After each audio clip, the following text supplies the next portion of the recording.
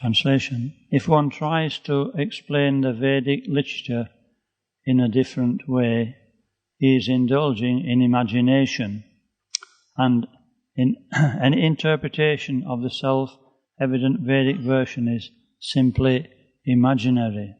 Purport by His Divine Grace A.C. Bhaktivedanta Swami, Srila Prabhupada Ki Jai. When a conditioned soul is purified, he is called a devotee. A devotee has his relationship only with the Supreme Personality of Godhead, and his only occupational duty is to execute devotional service to satisfy the Lord. This service is rendered through the Lord's representative, the spiritual master. Yasya Devi Para Bhaktir Yatya Devi Tata Guru. When the devotee executes devotional service properly, he attains the highest perfection of life, love of Godhead. Savai Pumsham Saive Pumsham Paradharma Yato Bhaktir Hadakshaji. The ultimate goal of understanding the Vedas is to be elevated to the platform of rendering loving service to the Lord. The Mayavadi philosophers, however, consider the central point of relationship to be the impersonal Brahman. The function of the living entity to be the acquisition of knowledge of Brahman, resulting in detachment from material activity, and the ultimate goal of life to be liberation or merging into the existence of the Supreme. All of this, however, is simply due to the imagination of the conditioned soul. It simply opposes him to material activities. One should always remember that all Vedic literatures are self-evident. No one is allowed to interpret the Vedic verses. If one does so, he indulges in imagination, and that has no value. Om Gyantimirandasya Gyananjana Shalakaya Chakshuran Militam Jena Tasmai Shri Guruve Namaha. Nama Om Vishnu Padaya Krishna Prasaya Bhutale Srimati Bhakti Vedanta Swami Niti Namine Namaste Saraswati Devi Gauravani Pacharine Shesha Shunyavadi Pasatya Deshatarine. Jai Shri Krishna Chaitanya Prabhu Nityananda Sri Advaita Gadadhar Srivasti Gaur Bhaktivinoda. Hare Krishna Krishna Krishna Hare Hare Hare Rama Rama Rama Hare Hare.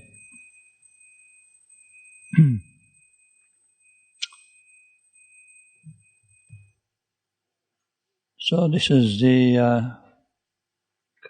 originally Sarvabhauma Bhattacharya wanted to instruct Lord Chaitanya in Vedanta philosophy, because that was a standard for Mayavadis and impersonalists, that they maintain their strength by intelligence. By understanding something properly, we can actually we can develop conviction. If we don't understand something properly, it's difficult to be focused. So they would use that, and they would spend their days discussing and studying this Vedanta philosophy. This was originally by Shankaracharya. So we'll be hearing in the following verses why Shankaracharya introduced this Mayavad philosophy. So the beginning of this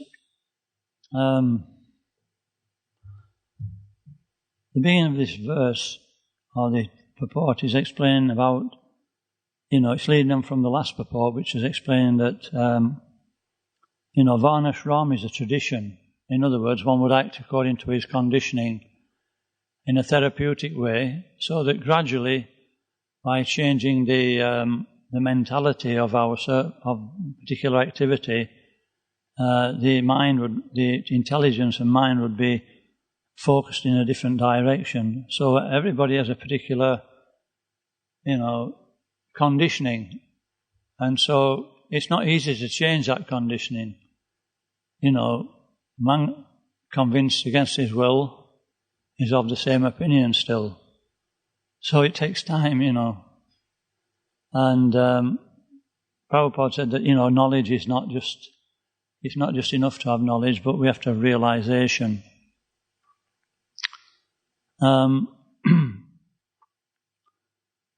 So from that Varnashram system, it's a long way. It's so long. You would get somebody you would get somebody to follow it first. The people who lived outside the Varnashram, they call antajars. They would, if they stayed in the kingdom, they would execute them. Simple as that. You can't stay in the Vedic. Well, I'm assuming they would do that, but they tell them you have to go and live somewhere else. And so I was asking, I was in Russia. I think I mentioned this last time. Anyway, I'll say it again. I was in Russia and I said to, it was getting cold. It's like November time, and I thought, why would anybody want to stay in a climate like this? And so I said to Bhakti Vigyan Maharaj, I asked him that question. He says, it's a mode of passion. And I thought, what sort of answer is that? It's a mode of passion. And then, I thought about it, he's a lot more intelligent than me. And then, ding, the penny dropped. It's like the mode of passion means the enjoying spirit. And, in the Vedic culture, you wouldn't be allowed to just enjoy it whimsically. So, a mode of passion means it should be controlled. But when we have uncontrolled passion, then we're not prepared to be controlled. Then we have to go and live like in the prison, we're not in the prison, but in a more restricted area. So, the whole nature of the material world is if you don't follow it, it gets worse. So you have to go and live in a climate which is not really suitable. And you have to eat things which are not the best. It's second best. And then eventually, you have to go and live in Greenland or something like that, where, what is there in Greenland but the people living there? And you're conditioned to living like that. And so, a perfect arrangement of the Lord to shake people up. So, from getting to that position, you would accept the Vedic culture. So, okay, your particular duty is this, your particular nature is this. And we would work in a way that eventually we would see that we would get what we wanted, but we wouldn't be satisfied. We're working under regulation, which means it's control, and we have the intelligence to see, I'm not going anywhere here. And so then you would actually, there would be the Brahmins who would be teaching all kinds, the different kinds of Brahmins, is the Vipras, and there would be the Vipras are learned Brahmins. They would be teaching higher. But initially, there's Brahmins who teach so many different subjects. Brahman means a teacher. It doesn't necessarily mean he teaches Vaishnava philosophy. But he teaches in the Vedic system, so people are actually gradually, they attain knowledge and they're elevated. And so they would inquire from the Brahman, he would see that this person's ready for... So that, they would start to become more introspective and start to reduce the material attachments and engage more in understanding the self, jnana, knowledge, what's the real situation in this world. And, how many lifetimes do we have to stay in that situation? And then the next thing is that we would actually start to become proficient at jnana and understand, that we're actually not the body and we should be trying to achieve an higher purpose. And then we come to meditation, which would be the yoga system, and eventually, if we got the association of a devotee, we could come to the point of rendering devotional service. So all this is mentioned. I think it's in the 4th chapter, the different processes, transcendental knowledge. But if all that activity doesn't come to understanding, doesn't come to knowledge, which it quite frequently does, We get so much into the enjoying spirit that we lose it all.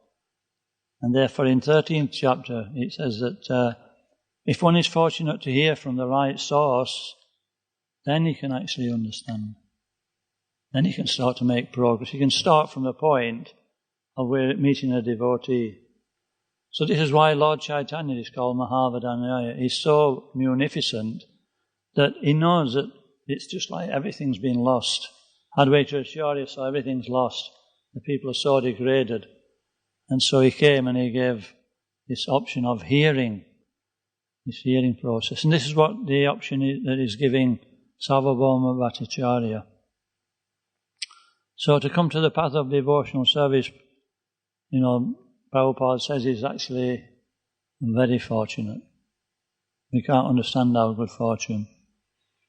So this is the Sarvabhauma Bhattacharya. He's become fortunate. And originally he was preaching. So this is a standard process, isn't it? When you meet people, if you don't let them speak, it's difficult to actually give them anything back. Is that right? Anybody notice? This is if you do books, you'll realise that. If you don't do books, it'll be difficult to realise. But, you learn very quickly. Otherwise you suffer. You suffer and you don't get anywhere. So we were talking about Sarvabhauma Bhattacharya. Now, can you understand the position of Sarvabhauma Bhattacharya? He's like the most erudite scholar in the world. He's actually Brihaspati. He's come to this material world to perform Lord Chaitanya's pastimes. And by performing in that pastime, he will get liberation from the material world. He's actually a demigod, or a priest of the demigods. So very, very learned. And, how is it? How is it somebody so learned that is so, so unintelligent? It says here that in Shastra, it says here that there's a direct meaning. How is it that somebody can read something and construe something else? But he has. And why is this? It's envy. When a little bit of envy creeps into the heart, how it happens, Prabhupada don't even try to understand. He gives the example of the fruit on a tree that, the two sages sat watching and they notice a bird land on a tree and immediately the bird lands, it drops the fruit. And so one says that it was because the bird landed, it vibrated the tree and it dropped. And the other one will say, no, it was going to drop anyway, it's ripe. Well, what's the point? It's the same result.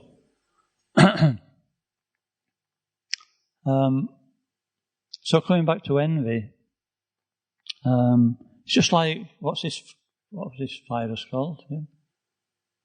COVID-19, is it? So, a little bit of COVID goes up your nose, or whatever, and then what happens is, it's so small, it's not even, you won't even think about it.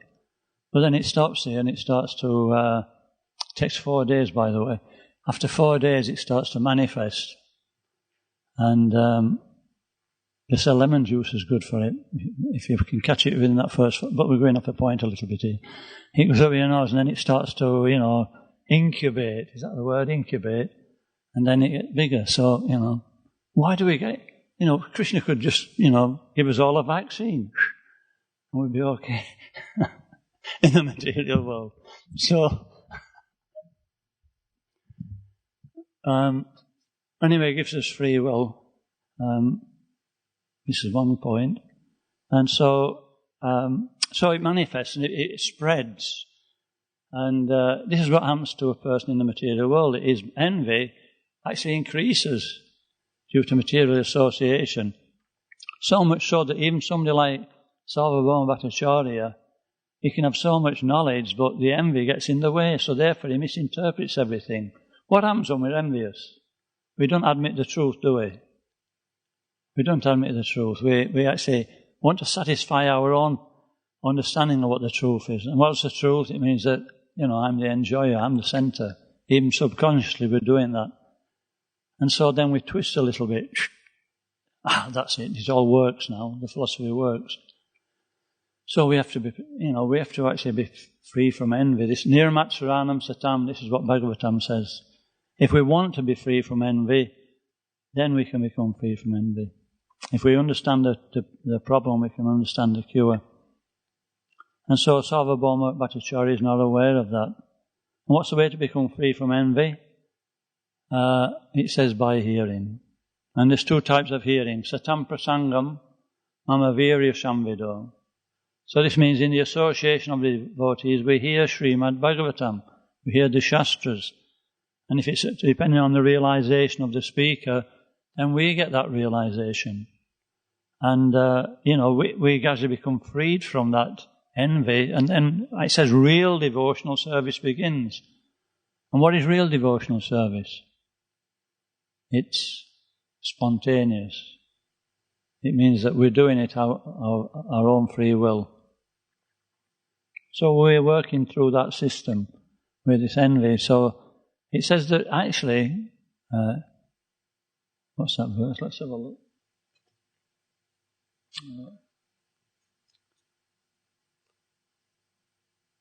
Here we are. Yatredyante katamrishtas krishnasya pasamo yataha nirveram yatra bhuteshu nordvego yatra kaschana. He says that, translation means that as soon as we start discussing topics about the Supreme Personality of Godhead, transcendental topics, it says immediately we're situated on the spiritual platform. We find satisfaction. It's not only that, we become freed from envy, at least for the time being. Anybody notice that? If we actually listen to Srimad Bhagavatam, at least for the first 10 minutes at least, it's, to keep concentration is not so easy. But, you're like, it's like all the problems. So that's what happens. By regularly hearing Satam Prasangam, then eventually this envy disappears. But, also, it says that this is not enough. It says, Etavan evalokesmin pumsam dharma parasmitaha bhakti yoga bhagavati tan nama grihanadibi. It says, devotional service beginning with the chanting of the holy name of the Lord is the ultimate religious principle in the age of Kali, or for human society, So the chanting has to be there. Actually, the chanting is the beginning and the end. All the philosophy is there to convince us about the chanting and to convince others. There's one devotee called Dr. Fakir Mohan. Probably some of you remember him. He used to come here. He was an associate of Dayananda Swami. And his classes were all about chanting. He was actually an elevated soul. He'd spent a lifetime as a brahmachari. He didn't even wear white. He was so humble. He was a Sanskrit scholar. He was head of a Sanskrit college. And he was travelling and he used to sit here and he used to talk about Naham Prabhu. And when he spoke, he used to be reaching for your bead bag, He was so potent. He realised that all I have to do is chant Hare Krishna, actually. But, we have to get people to that point. And Lord Chaitanya has to get Sarvabhauma Bhattacharya to that point. So, where to go from here? So I'm going to have to do a little bit. You have to be a little bit patient. Is that all right? Because I'll be looking at these notes and going to pages in these books. All right. So this is not usually should be spontaneous, but unfortunately it's not so spontaneous. Yeah, we've got to the point of Vard. We're speaking about Vard quite a bit lately. speaking about Vard quite a bit lately, especially in the Bhakti. I don't know whether Matajis are hearing about this, but in Bhagavad Gita, in the 10th chapter, it's talking about three things. It's talking about Vitanda. Have you heard of Vitanda? Vitanda means that it don't matter what happens, I'm going to win this argument. Does anybody recognise that? Anybody identify with that? You know, I'll bring anything in as long as I win the argument. So this is Vitanda. So this, you don't get very far with Vitanda. And the other one is called Jalpa. It means, it's a bit more crafty than Vitanda. You know what I mean? Your aim is to win. No, Vitanda's aim is to defeat the other person. You don't even care, you just want to defeat him. And you do anything to defeat. And the other one is Jalpa, where, you want to actually prove your point, you want to win. But it can be a little bit crafty. You'll actually agree with the other person to some degree and make it sound as if, but at the end of the day, you just actually, what do you call that when you actually agree with the person? And, it's a straw man argument, is it? Is that what it is? You give a false argument and you lead him away from the real argument and then you win the argument. Is that right? Straw man? So they tend to be a bit like that, Jalpa. Jalpa. And then, but, is that really going to actually get to the root of a particular philosophical point? It's useless, isn't it? You've proved your point. It may be correct, it may not be. You may have confused another person or made an enemy when he finds out, So then, the actual standard is to come to Vard. Vard means the conclusion. And so Vard is not just a conclusion, it's a process. To get a real conclusion, there has to be a proper process and a proper interaction. And so I was going to explain about this from this. This is a book on hermeneutics, and it's I earmarked different pages in just to highlight how it works, just so we get an understanding. I know Mother Chintamani was speaking the other day. That's one particular. One particular angle of hermeneutics, that first of all you have to hear what the other person's saying. So, you're starting to practice hermeneutics. And then there are other things to take into consideration which we'll discover or uncover. So, 177. Yeah, so it says actually, just going back to the point into the original verse, 2 verses before this, it talks about Sarvabhauma Bhattacharya. What was he doing? Which one was he on the platform of? Anybody remember? He's a Mayavadi. No, it was Vitanda. It says in the purport, he was just bringing all arguments in. He wasn't going to be defeated. He's actually the biggest scholar in the world. And this young sannyasi who is tried to, he finishes up the sannyasi, he's actually more experienced in the philosophy than he is. So, it's like, first thing you do is defend, isn't it? So he's defending himself and he's throwing arguments in from everywhere. But Lord Chaitanya, no, he's a Supreme Personality of God, is in the heart, and he can actually defeat. Lord Chaitanya can defeat any argument that he makes. When he was younger, he used to give an argument to his playmates or his school friends and ask them to defeat it. When they couldn't, he used to defeat it. So, Sarvabhauma Bhattacharya hasn't got a chance. So at the end of the day, he just actually defeats Sarvabhauma Bhattacharya and he leaves him completely speechless. And we'll hear about that in a few verses on.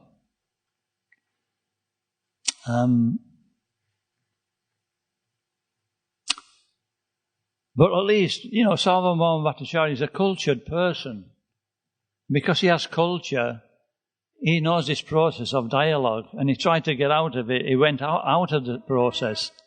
So now he's been brought back into the process of Vard, and the ultimate result of Vard is Samvard, or Vaishnav Vard. We can use this process of understanding something in different disciplines, but we're specifically applying it to, Vaishnav philosophy.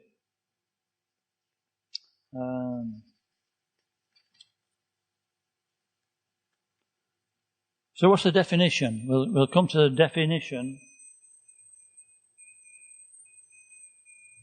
Shri Radha Govardhana Ki Jai.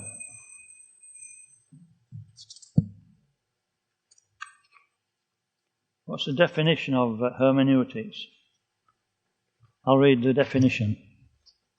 By ISKCON hermeneutics, we refer to the discipline and methodology that considers how to appropriately study, understand, apply, explain and perpetuate the teachings of Guru, Shastra and Sadhu. Such a discipline comes from the Vaishnava tradition itself. So that's what it says here. When we read the books, the answer's there in the books. It tells us what to do and how to do it. Does anybody know a verse which is actually in the Bhagavatam, which actually gives this?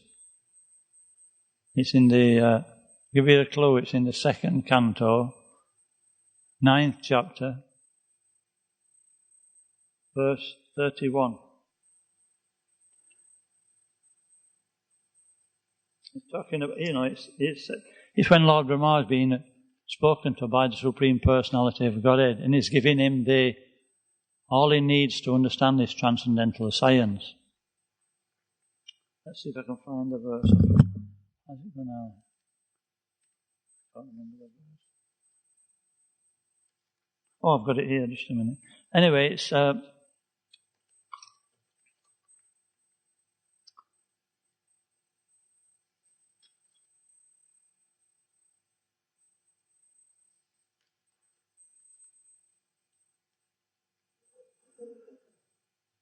I'll recite it later.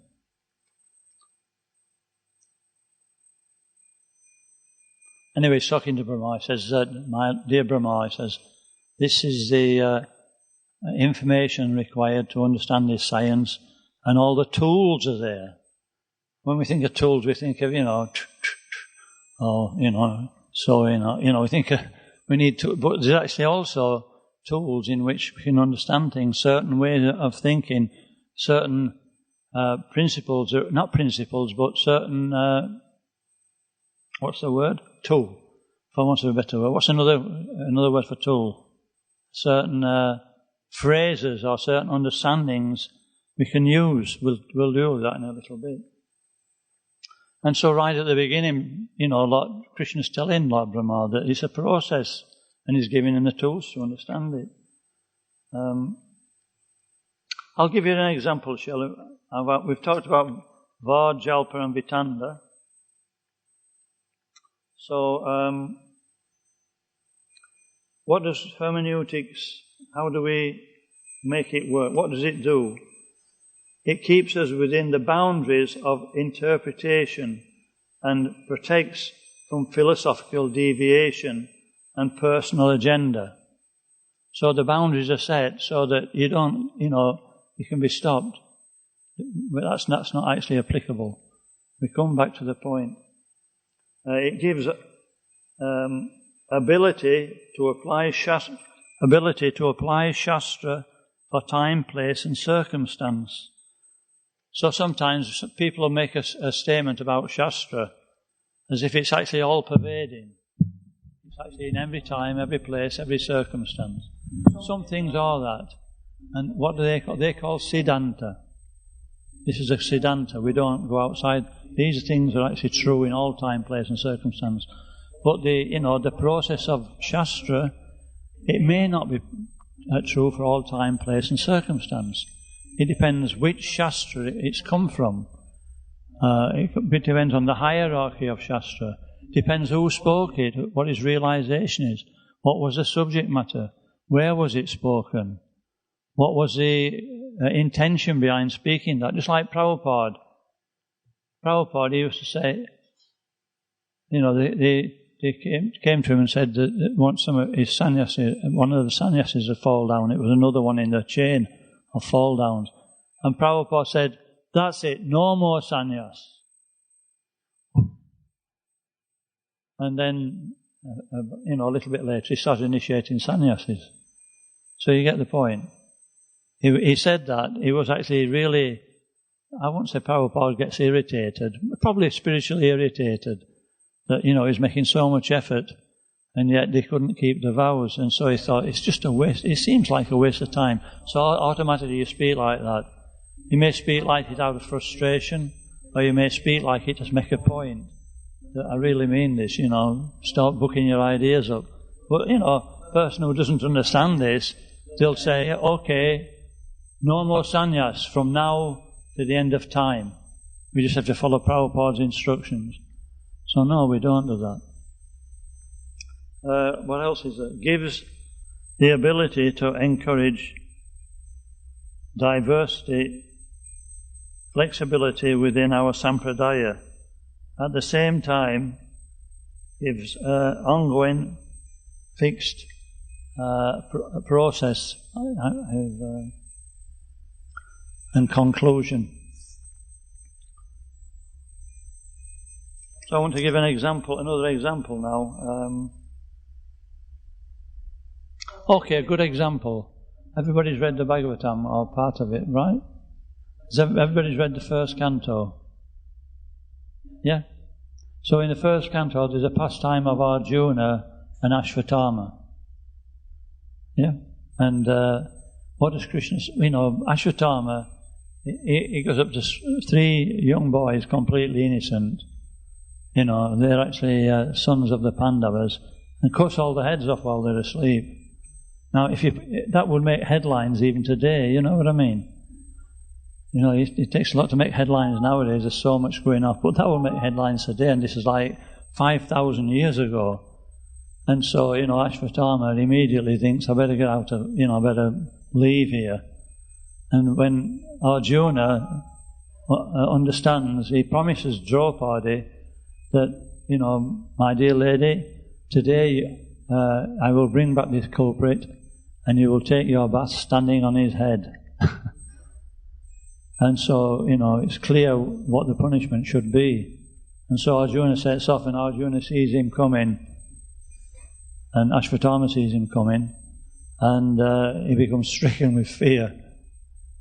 And so he throws a brahmastra, and he counteracts that. And eventually Arjuna catches him, and he binds him like a slave. And Krishna says, don't spare him. Kill the culprit immediately. And he gives reasons from Shastra why you should kill him. One who kills innocent people, people who are asleep, people who are actually intoxicated. So he puts immediately, he's in the category they should be immediately killed. And Arjuna, this is coming from the Supreme Personality of Godhead. What would you do if, Krishna said that to you? Go straight away, no problem.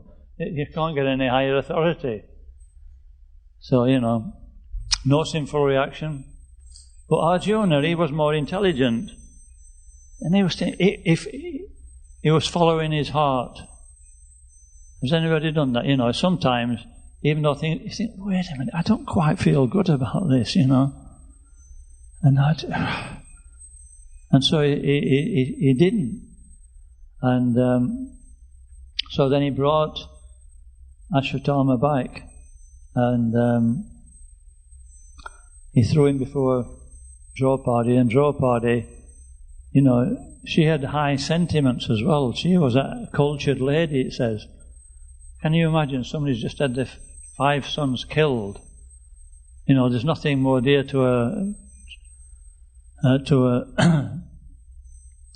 mother than her sons or her daughters, especially sons. And they've just been brutally murdered in their sleep. And yet she had so much forethought that she said, actually, release him immediately. He's our spiritual master. He's the son of Dronacharya. Dronacharya is no longer here, so we have to accept him. And Prabhupada gives the argument that actually this is not a sound argument. He says, this is a natural inclination of a woman to be soft-hearted. Doesn't have the same discrimination as a man. And so therefore Prabhupada didn't really agree with that in his purport. And then later on she carries on speaking and she gives more arguments. And she eventually comes with the argument that Kripi, the wife of Dronacharya, will actually be heartbroken. The reason she didn't enter the fire when Dronacharya left this world is because her son was alive. So this is a standard. Usually they would commit sati rite and enter into the fire with their husband. And so it says, don't make Kripi grieve like I'm grieving. I don't want anybody to experience it. Such compassion. Whew. What do we do if somebody, gets a bit more prasadam than us, or, well, they just cut his head off, you know what I mean? But, she was so cultured, so elevated, and actually Prabhupada accepts this, and Krishna accepts that subliminally, and he said so Krishna said he didn't actually go one way or the other. He said, okay, you have to please Draupadi and you have to please me and Bhishma and Bhima. And Yudhisthira agreed also. He was actually Dharmaraj, or the son of Dharmaraj, sorry. And so, Arjuna could understand Krishna's equivocal instructions and immediately sliced the jewel, which is the emblem of a Brahman, up from his head. So he took his caste away, which is to be dishonoured is worse than death, they say, for a cultured person. But he didn't kill the body. He says because there's no injunction for killing a Brahman. So he actually killed. So I'm just giving this example is how hermeneutics work. It's not so straightforward. It was actually taken to a deeper level.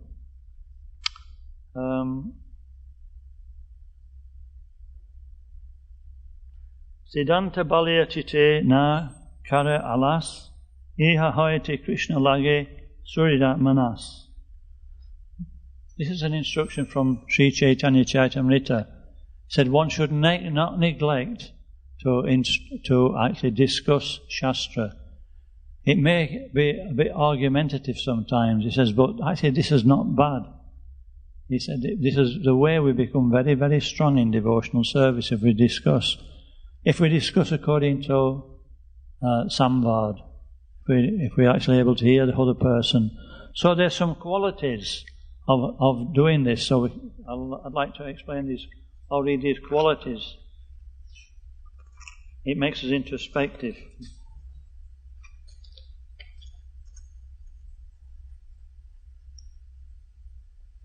Here we are. The qualities. Supporting values or conduct. Humility and service mood. Backed up by Bhagavad Gita. What's the 13th chapter of Bhagavad Gita?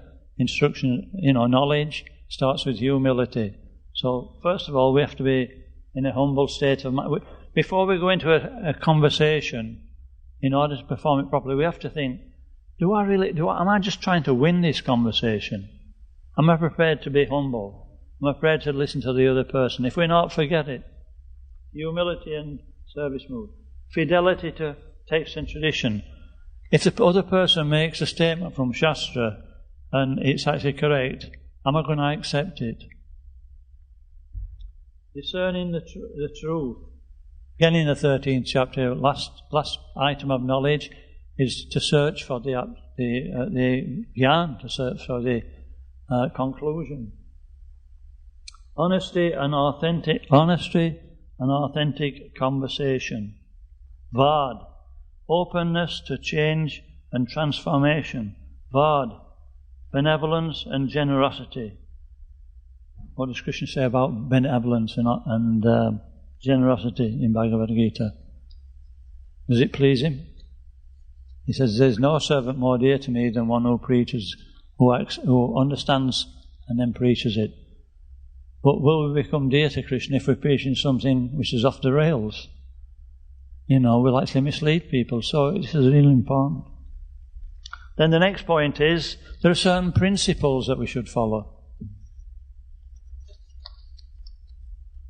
Principles. What's the first principle?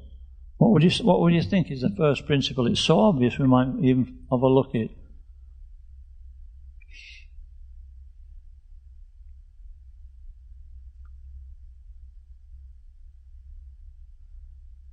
Sri Krishna is the object, purpose, and ultimate goal of all Shastric knowledge. That's the first. What's the difference between a principle and an aim? Principle doesn't change,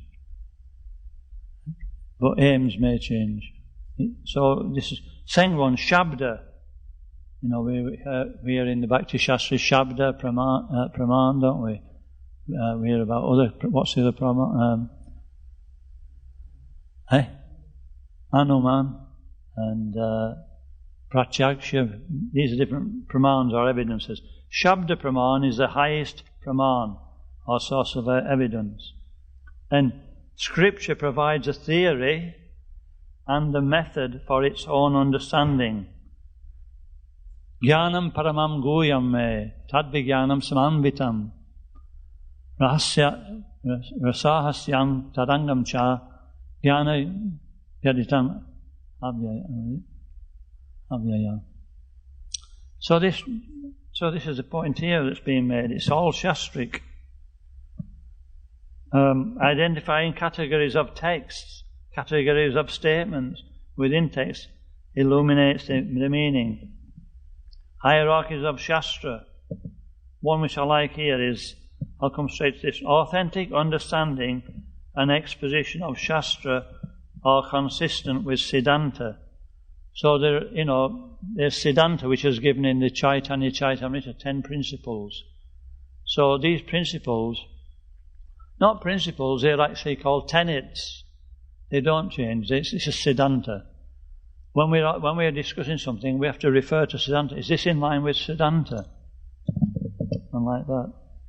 And what is these tenets?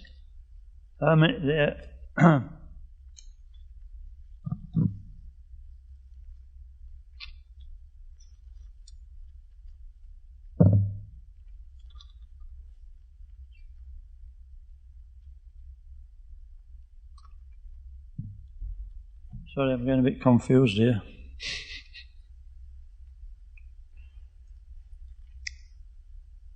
Anyway, what we'll do, actually, it's 25 to what time do we finish? Do we finish at usual time or on Tuesday? Okay, so I'll give you some things to think about anyway. Is that okay? Something to chew on while you're having prasadam.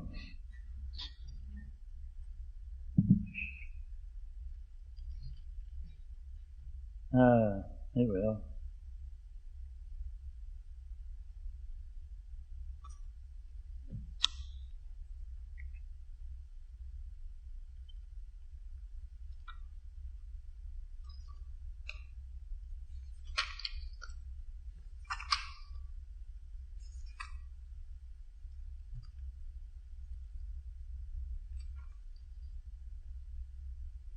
Killing demons is our mission. Joy! The Krishna conscious movement is spreading all over the world with two aims: to establish Krishna as the Supreme Personality of Godhead and to kill the pretenders who falsely present themselves as avatars. The preachers of the Krishna conscious movement must carry this conviction very carefully within their hearts and kill the demons who in many tactful ways vilify the Supreme Personality of Godhead. Krishna. If we take shelter of Nrsingadev and Prahlad Maharaj, it will be easier to kill the demons who are against Krishna and thus re-establish Krishna's supremacy. So, if the wrong person hears that, there'll be some, it won't go very well, will it, But, a neophyte devotee can actually, in fact, I was giving the example of one, I've told this before, but just to exemplify how people can misunderstand that. I mean, there was a jail service. Remember, I've given this example before. And they used to put books in jails, but there was no ability to actually visit the prisoners. They just read the books. So, when they eventually got permission, they visited the prison. And they what they call them, the screws. They said, come and talk to this one here. He's driving us all mad. He's read this Bhagavad Gita and he's just preaching to everybody all the time. See if you can straighten him out a little bit. And so they went, and they said, so, you're really enthusiastic about the Bhagavad Gita. Best book I've ever read. He said, and they asked him, so what conclusion did you derive from Bhagavad Gita? He said, I conclude that when I get out of prison, there's 6 people I have to immediately kill. And it's in Bhagavad Gita. What are those 6 people? It said any ordinary man can kill them. So, like that. So we can all ever think about that, about killing the demons, okay? Any questions or comments? Or shall we just close here?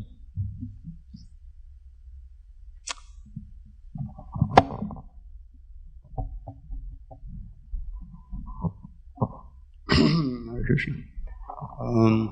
As you mentioned, even in example of Lord Chaitanya Mahaprabhu, that he would play sometime and he would establish certain truth, nobody could defeat, and he would defeat. And then he will establish something completely opposite and defeat that again, and it was endless. So in that sense, to study the Vedas, can you really establish truth anyway? Therefore, there's no wonder there are many school of thoughts, just vast knowledge, and in one sense, is it any value anyway in study all this? Yeah, Mahajana Yena Gatasapanta. That, Tarko Pratishta Shrutaya Vibhina. Tarko Pratishta means Shrutaya, means Shruti, Vibhina. Vibhina means there's so many scriptures, like you're saying, and they're all saying different things. What's the next verse? Tarko Pratishta Shrutaya Vibhina, Nasha Rishi Yasha Na. And there's so many different rishis, there's so many different munis and rishis who all have different ideas. So we're going to be confused again. And then the next line says, the solid truth about real religious principles is Mahajana Yena Gatasapanta, that we have to follow in the footsteps of the Mahajans. So our Mahajan is Lord Brahma. There's Swayambhu, Narada, Shambhu, Komara, Kapilomanu, Palado, Janako, Bhishmo, Bali, Vaisakhi, Bayam. So the 12 Mahajans. So we have to be in a disciplic succession from one of the Mahajans. And then we can understand the Shastra properly according to Vaishnava principles. And even amongst the Vaishnavas, if you read the commentaries, you'll find that the commentaries differ. So, another part about this samvad is that we shouldn't expect there'll be a conclusion all the time. Sometimes we have to learn to go, okay, I understand the different arguments, bas. It's not always conclusive. And Krishna actually, I don't know where I read this, but Krishna actually says that for a devotee who's fixed up, pure devotee, then whatever he says is right. Because, obviously we have to be careful, We don't just accept what they say like that. But, Krishna says that, and he says that about the Brahmins. If they actually curse somebody, it might be wrong, but he follows it through. So there's a principle there in why Krishna does that. So,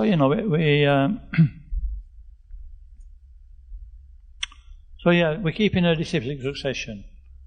And we're not trying to, boil everything down so that we've got a lid on it. We can't do that with Shastra. Some things we have to accept. There's going to be some dichotomy, but we learn to cooperate together. Like that. Okay, Grantaraj Srimad Bhagavatam ki jai.